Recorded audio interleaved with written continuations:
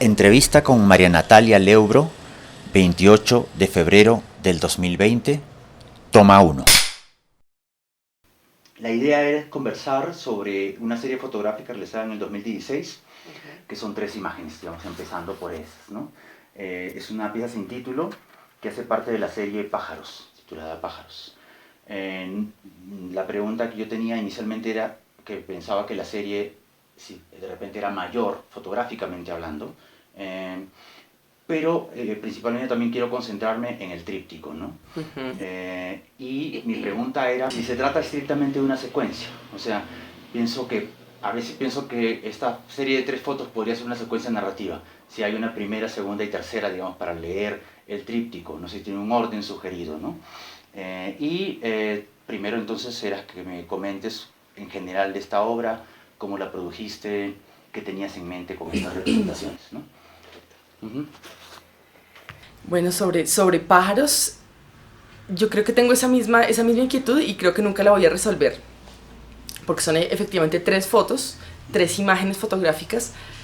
La primera que llegó a mi cabeza fue donde no aparecen pájaros, que aparezco yo, aparece mi cabeza sobre una bandeja de flores y aparece la cabeza de una calavera ocupando el lugar de mi cabeza.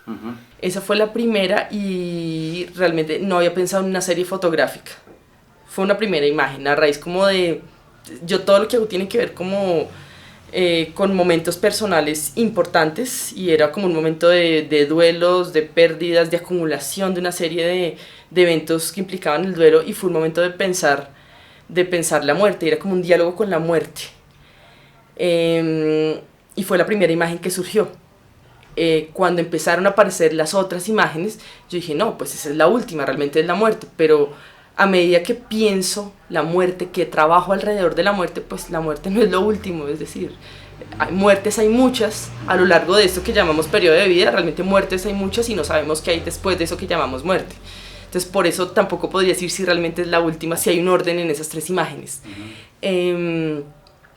Las otras 2 imágenes empezaron a surgir, pues pensaba alrededor de la muerte y como esos diálogos internos sobre mis muertes cercanas. Y así fui llegando a las otras imágenes, las de los pájaros.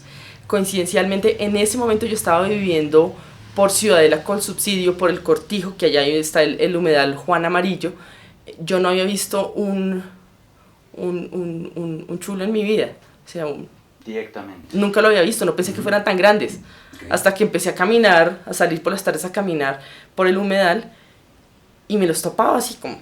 Me los estrellaba y eran enormes, hermosos y habían unas escenas muy cinematográficas que me tocaba presenciar. Entonces como están las ciclorrutas, entonces hay unos postes que siguen un orden, hay como una curva ahí y encima de cada poste había siempre un animal, un chulo de estos y para mí era como casi de película de terror. Era muy raro para mí, a mí las imágenes cinematográficas o las imágenes cotidianas son las que me llegan y de alguna manera empiezo como a trabajarlas. A veces me doy cuenta muy con el paso del tiempo, yo creo que no era consciente de muchas cosas cuando produje las imágenes y empecé a ver eso ya con el paso del tiempo. Entonces esa imagen me pareció, me inquietó, también sé que son unos animales cargados, tienen una carga cultural negativa. Sobre todo una estigmatización social, que es algo que me he dado cuenta que me interesa en la lectura, en varias piezas donde aparecen animales, bien sea para subvertirla o para utilizar esa estigmatización. Entonces empecé a ver esos animales y además siempre los asocian con lo negativo y realmente son supremamente importantes para el ambiente, si no fuera por ellos, o sea, la función que tienen ellos es importantísima.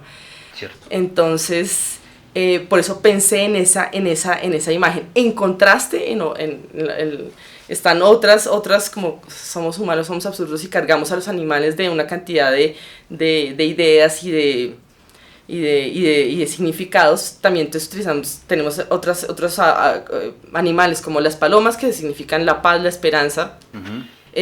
Otros como el papagayo. El otro animal que aparece además tiene un nombre súper súper bonito, súper musical, que es Ararara 1, el nombre de esa ave. Es el guacamayo o papagayo Sí, que sí, aparece sí, allí. sí, el guacamayo. Y el nombre es Ararara 1, es bellísimo. Me Es gusta. que Ara creo que es el nombre de la especie, o sea, el nombre oficial, digamos, Sí. ¿no? Pero se le llama de diferentes maneras. Y ese es el Arara 1. Parece un trabalenguas. Sí, es muy musical. Entonces empecé a pensar en estos dos animales, como algunos lo cargamos del sentido de muerte y el otro de sentido de vida.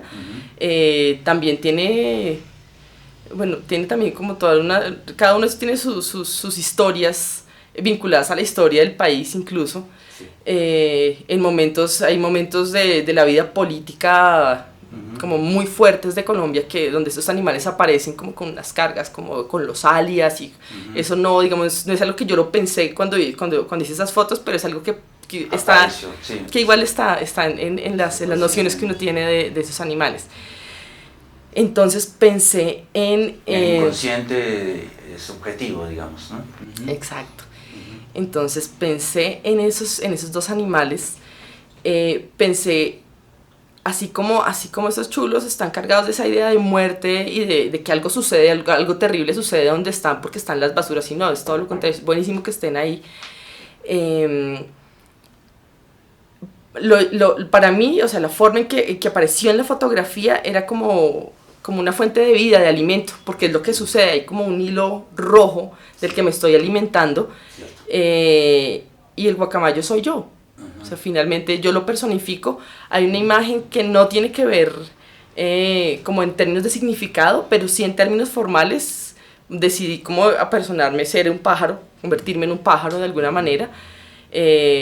Había visto ahí un corto del 79 de Raúl Servet, que es muy bello, se llama Arpía. Tiene que ver con la mitología que hay detrás de las arpías. Pero no pensé, o sea, me gustaba mucho como la construcción del personaje femenino, me gustaba formalmente, y algunos elementos los tuve en cuenta el momento en que construí como el atuendo, el disfraz de pájaros, como un referente más formal.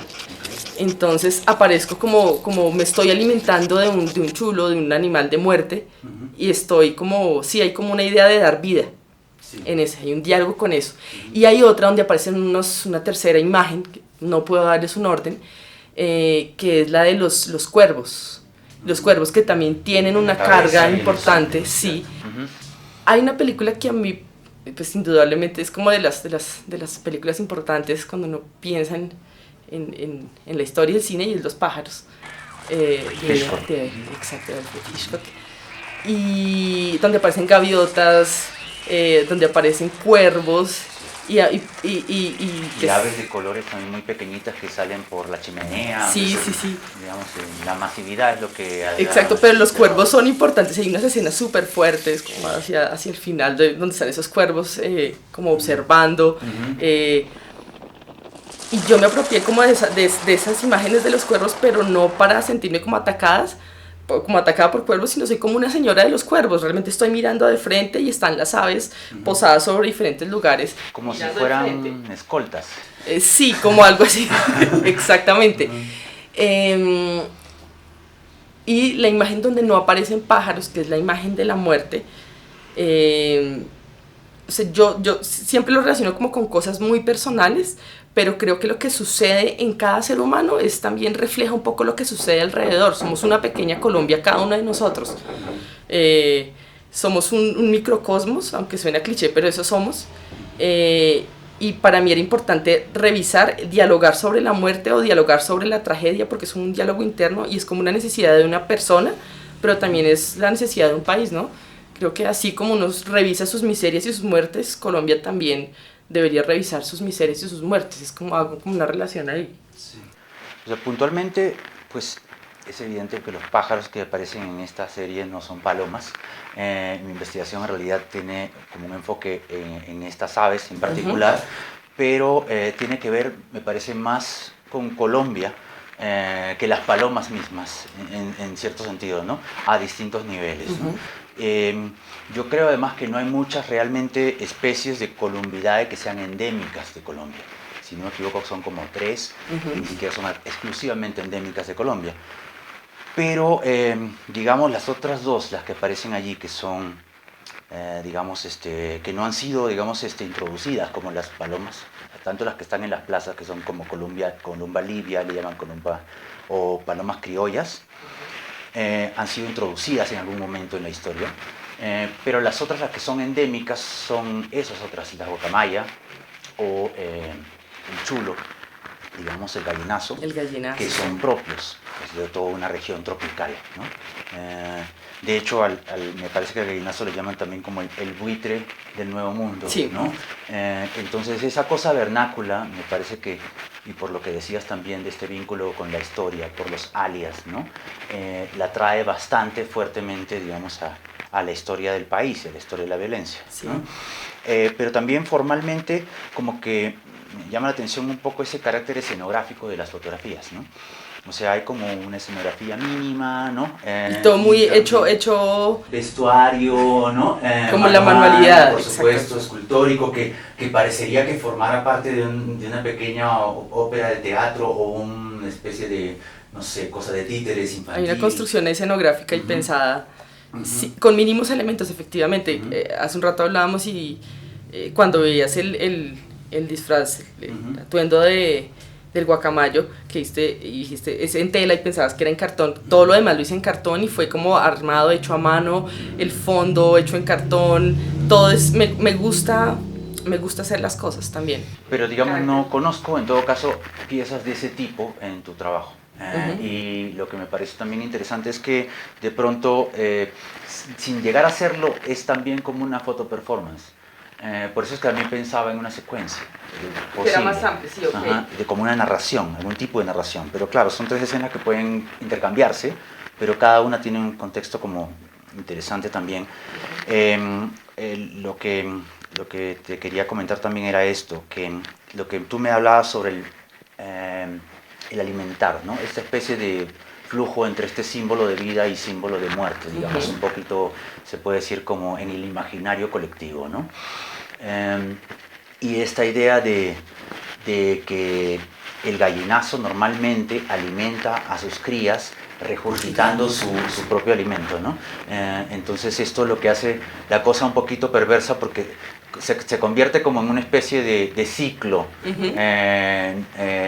extraño, inventado, ¿no? Sí. Entre estas dos aves, que iría como alternando, digamos, las caras de la vida y la muerte dentro del imaginario colectivo, ¿no? Digamos, el animal estigmatizado, puede decir, socialmente, como decíamos hace un momento, pero también con mala fama, simplemente, ¿no?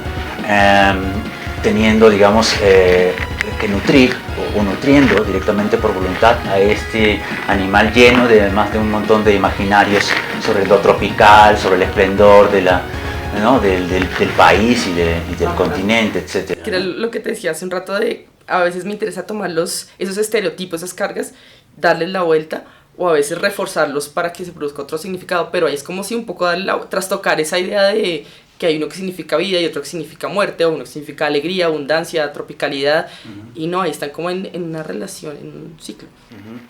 Otro pájaro, aunque no quiera mucha gente admitirlo, tú decías que la paloma está representando la esperanza o la paz, pero en realidad también para ciertas personas es un animal que tiene también mala fama y cierta estigmatización social. Ratas con alas. Con alas, dependiendo pues las que están en las plazas y todo eso.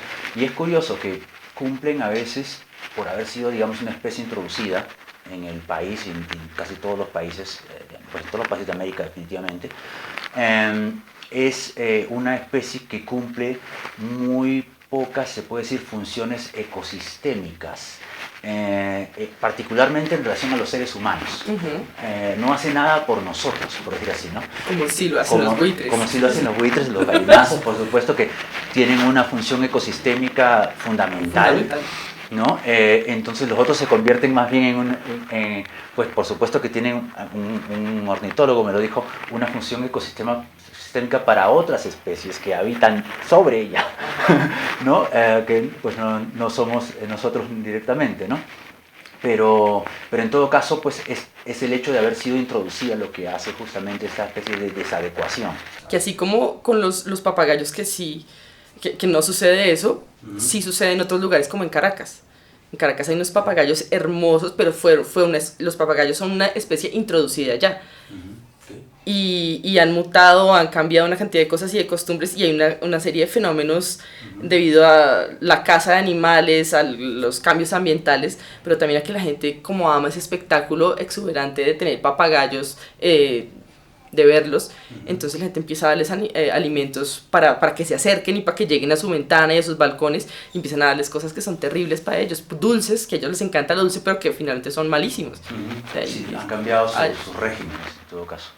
Y pues el otro americanísimo es el ararahu, ¿no? O el papagayo o guacamaya, que de hecho hay una especie de repente mala interpretación de Laureano Gómez en un discurso de finales de los años 20, en donde él dice que Cristóbal Colón, cuando estaba llegando a América, viró un poco la trayectoria, digamos, del paralelo 26 hacia el sur, siguiendo unos guacamayas. No creo que dice algo así como papagayos o guacamayas, es lo mismo, ¿no? Cuando uno revisa, digamos, los diarios de Colón, pues no se describen como guacamayas, podrían serlo, podrían no serlo, pero definitivamente se interesó por estas aves que no había visto nunca y fue de las primeras que llevó de regreso, digamos, ¿no? a los reyes de Castilla y Aragón. Entonces, me parece que esto hace que en todo caso ese ciclo de vida y muerte, ¿no? Retroalimentadas una con la otra, termina siendo como muy americano o muy neotropical, si quieres, ¿no? O sea, hablando un poquito de un contexto muy arraigado, digamos, si se puede decir como geográficamente, ¿no? En Colombia y por supuesto toda esta zona de América del sur o puntualmente de la zona neotropical, ¿no? Sí. Otra de las cosas que me parece como clave para pensar, terminando con esta serie fotográfica, es esta estigmatización larga de alias que decías tú, ¿no? Que pasa de los chulavitas, puntualmente, que son la policía secreta, digamos, que asesinaba a liberales en los años 40. Sí. En lo que llaman la violencia. Sí, los chulavitas, que tienen el nombre básicamente porque la vereda se llamaba Chulavita, terminan teniendo este nickname por parte de los guerrilleros liberales y de chulos. Era como el nombre, digamos, cariñoso que podían tener, ¿no? Para designarlos. Los del valle, los pájaros. Los pájaros, el cóndor. Cóndores no entierran todos los días, claro, no tiene esa referencia. Y todas las aves, digamos, que estaban al mando del cóndor, terminaban teniendo estos nombres de pájaro azul, pájaro rojo, pájaro amarillo, pájaro negro. Hay un estudio que me gusta, que quiero, hay una última versión que se hizo del libro de la inhumanidad, de la violencia en Colombia, creo que es, no, la inhumanidad, algo, en mi memoria no, de María Victoria Uribe. Antropología de la inhumanidad. Pero ahí aparecen las referencias efectivamente de esos alias, que es una forma de encubrir, hay una mímesis y hay una forma de encubrir la identidad, encubriendo el nombre de pila de quien perpetra el asesinato. Sin embargo, a finales del año pasado hay una entrevista porque salió a raíz de una nueva lectura que se hace, ella saca una nueva edición y quiero verla porque ella repiensa eso. Dice, repienso eso a raíz de unas conversaciones con Ángela Uribe, que es una filósofa, y dice, porque yo algo que no tuve en cuenta en esa primera edición, es que no dejan de ser seres humanos quienes hacen todas esas cosas terribles y utilizan esos nombres de esos animales, no dejan de ser seres humanos. Entonces quisiera ver cuál fue el giro que le dio ahí. Y algo que sí pasa, que a mí me interesan como, porque me parecen a veces absurdas, a veces como tan propias de lo ridículos que somos los seres humanos, esas relaciones que establecemos con los animales, con lo animal o con la animalidad, creyéndonos como que estamos por encima como que hay una racionalidad humana que es capaz de controlar todo y que plantea que hay cosas por debajo de la línea de lo humano, lo animal. Entonces por eso aparecen dentro del contexto de la violencia como animalizar al otro es una forma de O sea, o llevarlos para asesinarlos en las porquerizas, o exponerlos por debajo de lo, claro. Pero de lo depende humano. de qué animales también. Yo creo que en algunos casos los pájaros también tienen esto Son, para... son más de poder, gallinazo, todos los alias posibles, o se utilizan para lo contrario, para denigrar, pero eso es en el caso de otros animales. Claro, son o aves rapaces o aves carroñeras, ¿no? Pero con cierta fortaleza, Sí, se puede decir, ¿no? sí. Me estabas, perdón. No solo en el contexto, hay una cosa como muy en el imaginario popular, más allá, digamos, quitando el contexto de la violencia, y es como también están vinculados a cualidades que se suponen, hablan de virilidad. Un gallinazo es un tipo que le echa el cuento a todas y que es el siete mujeres, pues. Entonces hay ciertos que se vinculan a otro tipo en otros contextos, pero que están muy en el aire, ¿no? También que están... Esa tradición llega hasta, digamos, hasta las águilas negras en términos contemporáneos. Eso me parece sumamente interesante porque esa relación con las aves en un país con una avifauna tan, digamos, expandida, Sí, sí, ¿no? sí. También causa ese terror, digamos, cercano, digamos, al síndrome Hitchcock, ¿no? De verlos por todas partes, ¿no? Con esa sensación de amenaza. Y hay una cosa dentro, no tiene relación con el caso colombiano directamente, pero sí como es una tradición occidental, también puede llegarnos a través de ese lado, los juicios medievales que se le hacían a los animales, que eso a mí me parece absolutamente fascinante y ridículo, que son todos esos casos registrados donde habían juicios eclesiales o juicios civiles a animales. Entonces el cerdo le mordió la mejilla a un niño, el cachete, entonces le hacían un juicio donde se supone que los animales no tienen alma, pero sí había como una idea de maldad o de moralidad para que cometieran un crimen.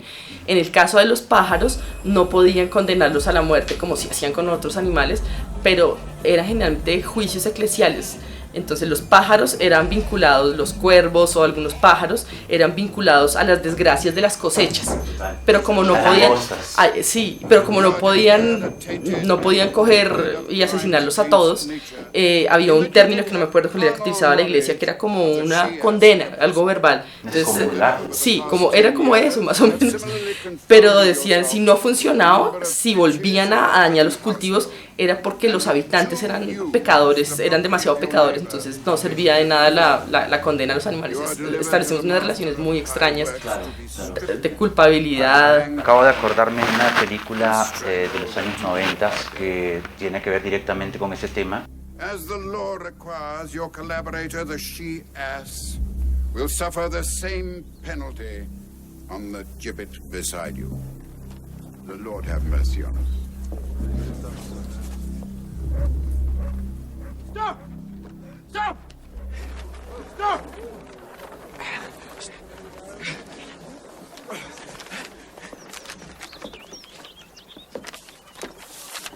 Father Lucien, the village of Aziz, brings a petition from the good people of his parish. This document testifies to the previous good character of the beast here present, known as Virginie, and attests she could never have willingly participated in the unnatural act for which she is condemned.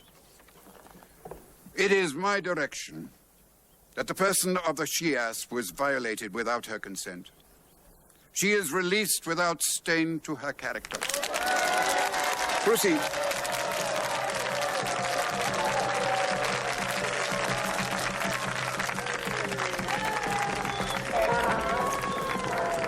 Padre, Filii, et Spiritus Sancti. Amen.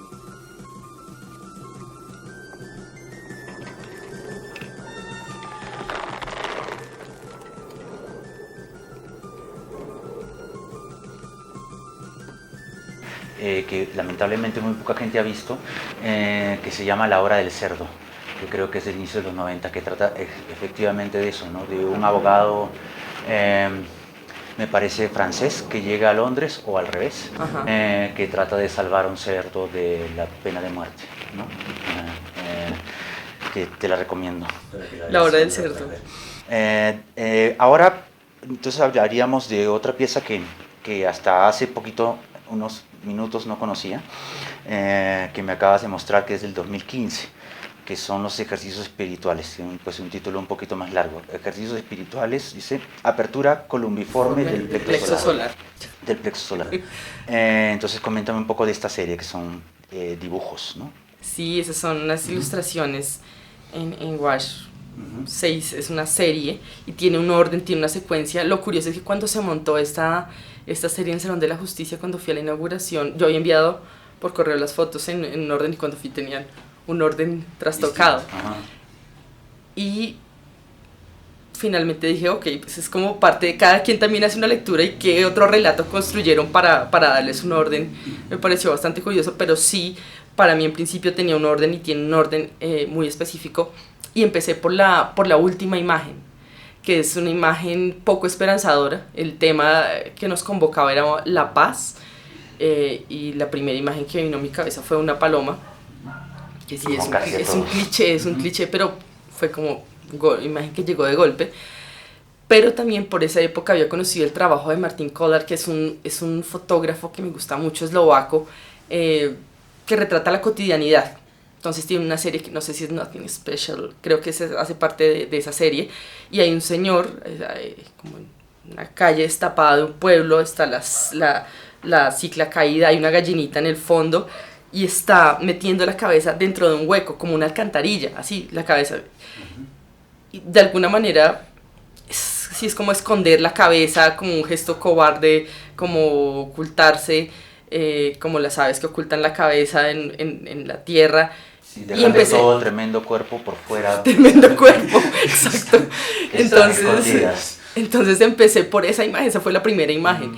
Pero lo que hice, como fueron surgiendo las otras imágenes, la secuencia, fueron como contando una historia, un relato. Y empieza la primera imagen, no aparece una paloma, sino a partir de la segunda, donde estoy meditando. En la segunda hay como una idea de iluminación, hay unos rayos, hay una paloma que sale de aquí la zona del plexo solar, y tenemos un diálogo, hay como un diálogo ahí entre la paloma y yo, y terminamos metiendo las dos cada una la cabeza en un hueco. Entonces hay como un humor negro un poco ahí, y sí es como a veces también es bueno pensar que el reflexionar sobre la paz, sobre los procesos de paz, a pequeña escala, a gran escala, llámese paz interior o llámese el proceso de paz del país, también trae a veces resultados fallidos. Es eso, es como pensar en lo fallido de esa paz. Claro. Bueno, en Colombia muchísimos. Sí. Casi todas sus historias, digamos, de acuerdos de paz han terminado con implementaciones desastrosas. Sí. Y se puede decir con victorias pírricas, no sé si es el término exacto, pero como que muy parciales, ¿sí? Sí. Acabar con determinadas guerrillas pues ha significado el acabar en dos sentidos, a veces muy estrechos, con una firma y con balas. Exacto. Y hay, pues, prueba de ello es las noticias más recientes, ahorita que la ONU condenó el crimen de Dylan. El crimen de Dylan. Hay como una serie de discusiones de personajes de la opinión pública, y algo que escuchaba era como, pues finalmente este es un gobierno al que no le interesa cumplir los acuerdos, que va a cumplir los acuerdos, va a cumplir parcialmente las cosas que no toquen el corazón del uribismo, y ese es el cumplimiento que se le van a los acuerdos de paz, y eso es gravísimo. O sea, eso da cuenta de esos procesos fallidos, que deben continuar, que uno debe como, más allá de pensarse como artista, como ciudadano, tratar de apoyar esos procesos, de ir a las marchas, no sé, uno a veces se siente un poco frustrado, pero también de apoyar esos procesos, o también de conocer los procesos de productivos de los reinsertados de las FARC y tratar de colaborar de alguna manera, o divulgar, o no quedarse callado. Pero eso es lo que pasa con los procesos de paz en Colombia, históricamente. Digamos, de un lado puede haber, digamos que sí haya la intención de meter la cabeza en un hueco, digamos, pretender que no está pasando nada, pero de otro lado lo que ocurre también es que hay un deliberado y muy consciente y muy atento, digamos, exterminio sistemático, ¿no? De los que han dejado las armas y también de los que nunca las empuñaron, ¿sabes? Sí. Es lo terrible, ¿no? Y pues no, entonces ese comentario está dirigido a la paz mucho más estrechamente que el otro, y esta pieza en todo caso sí tiene una secuencia muy clara, un orden de lectura, narrativo. Sí. ¿Tu trabajo ha tenido piezas fotográficas anteriores a esta serie sin título? Sí, Lo que yo empecé a mirar, hay unas fotos del 2011, 2010, que yo nunca las pensé, que son autorretratos, y que pasado el tiempo empecé a ver como el valor en esos autorretratos. Hay una muy particular donde tengo una gorra que traje de Rusia de un viaje del 2006, del Partido Comunista, y uno de los souvenirs que traje de Rusia fue ese, pero el otro que traje fue una chaqueta que compré en Moscú, que era de una selección estadounidense en unas olimpiadas de algo. Se va a Rusia y compra una chaqueta de Estados Unidos, ok, muy bien. Entonces es una foto a blanco y negro donde tengo puesta esa gorra y la chaqueta Adidas de la selección estadounidense de algo, en una olimpiada. Y está en blanco y negro porque se pierden los colores, se pierde la relación que uno hace con el rojo y el amarillo, sobre todo el rojo comunista, y la bandera de Estados Unidos que aparecía en la otra. Entonces, y de Adidas, que es esta marca multinacional, esta marca norteamericana que es monstruosa. Entonces, fue una foto que hice, es decir, no, ni siquiera... Con el tiempo empecé a encontrar como relaciones más interesantes. Hay una serie de fotos que hice con bolsas de la basura, donde son como, fungen como mi pareja. Básicamente uno estoy en la cama con una bolsa de la basura que está leyendo una revista muy interesante que dice como existe realmente el alma, en el titular de la revista muy interesante, y creo que esa foto surgió a raíz de esa revista, porque no la compraba desde mi infancia, era revista muy interesante, y un día la compré en una caja de un supermercado, y por el titular, y a raíz de ese titular se me ocurrió esa imagen con la bolsa de la basura, si realmente tenía alma esa pareja mía. Y hay otras imágenes donde aparece la basura.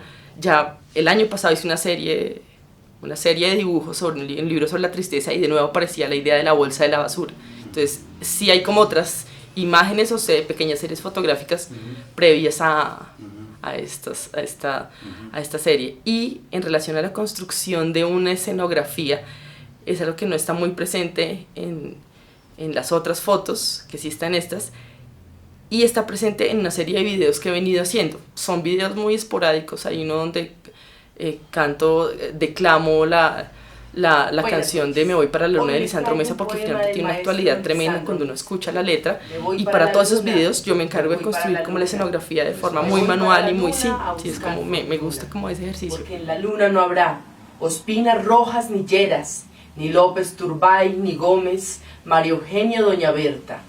Consigo grapa y alambre y me voy a tirar cerca, pues yo creo que por ahora, por allá no llegue en Cora. Entonces sería como última pregunta, al inicio me hablabas de esta relación entre vida y muerte, o de las varias muertes a lo largo de la vida, sí. Que está bastante presente en tu obra y en esta serie fotográfica también. Pues yo quería como que exploraras un poquito más en esta, porque me parece que esos espacios simbólicos, digamos, encarnados en estas aves, ¿no? Sí, en términos generales, horror general, se hablan de la vida y de la muerte, pero en una relación demasiado simbiótica, ¿no? Casi como el país en relación a la paz también, ¿no? Con esa especie de amor-odio, ¿no? Tan intenso, ¿no? Y no sé, digamos, si quieres hablarme de un trabajo específico, pero en general de las ideas que tienes con respecto a eso, cómo las has trabajado tú a la muerte. Sí, a la muerte y a la vida. A la muerte y a la vida, es que son la misma. Antes de elaborar un poco más la respuesta, pensé en una cita de Caballero que aparece en un libro en este país, que es un libro de dibujos donde aparecen narcotraficantes, traquetos, como de caricatura, que dice: este país es como un perro mordiéndose la cola. La historia de Colombia es un perro mordiéndose la cola porque se repite, lo cual es una tragedia para el país, pero es una bendición para los caricaturistas porque podemos seguir haciendo la misma broma todos los días. Entonces me acordé de esa relación cíclica ahí. Y la relación... Ahora entiendo algunos caricaturistas en Colombia. Sí, seguro.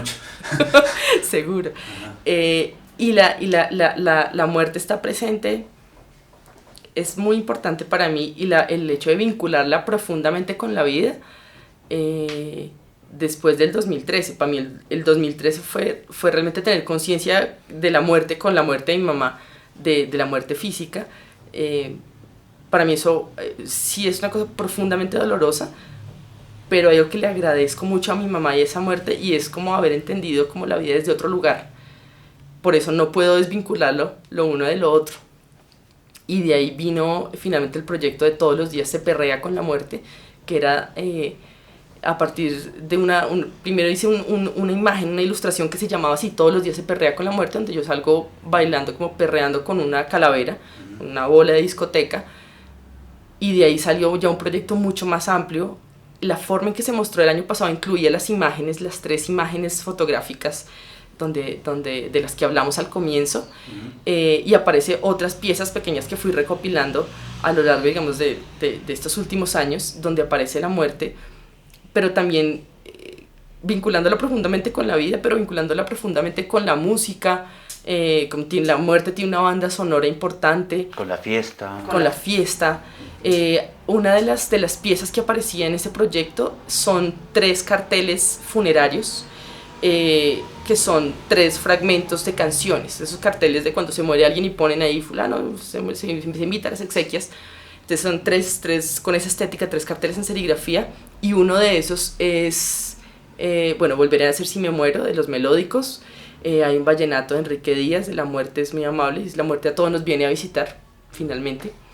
Y hay otro que es donde canta Doris Salas, que es Caimán y Gallinazo, y es hermoso porque realmente la letra habla de todo ese proceso de que el tío Caimán está muerto, entonces todos los que empiezan a llegar, los gallinazos empiezan a pasear.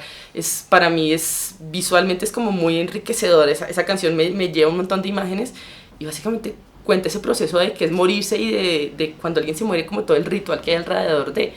Entonces sí hay muchas piezas que he trabajado que tienen que ver con música, que tienen que ver con autorretrato, que tiene que ver con relaciones con pájaros,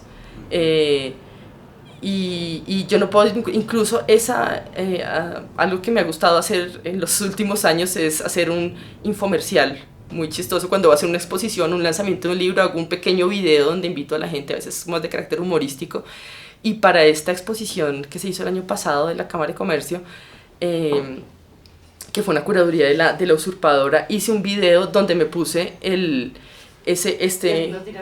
atuendo, me lo puse, fue un video blanco y negro, donde estoy con el rostro maquillado como una calavera y tengo expuesto ese atuendo y hablo sobre las pequeñas muertes. Y a veces uno se muere un poco más, como cuando a alguien importante se le muere a uno, porque hay un pedazo de uno que se muere y se va con esa persona. A mí me gusta pensar que hay como otro mundo donde se van a vivir los muertos, y que ese pedazo de uno acompaña a su muerto allá, en ese mundo de los muertos. Así como hay un pedazo del muerto que vive con uno. Desde las muertes más insignificantes hasta las muertes más profundas, y hablo de cómo uno construye sus propios rituales para vivir eso. Bueno, Natalia Leuro, muchas gracias. Muchas gracias por la conversación y por recibirnos en esta como charla muy específica que se extendió a más piezas. Por esto voy a pedir imágenes también para poderlas incluir. Es un gusto, muchas gracias a ti.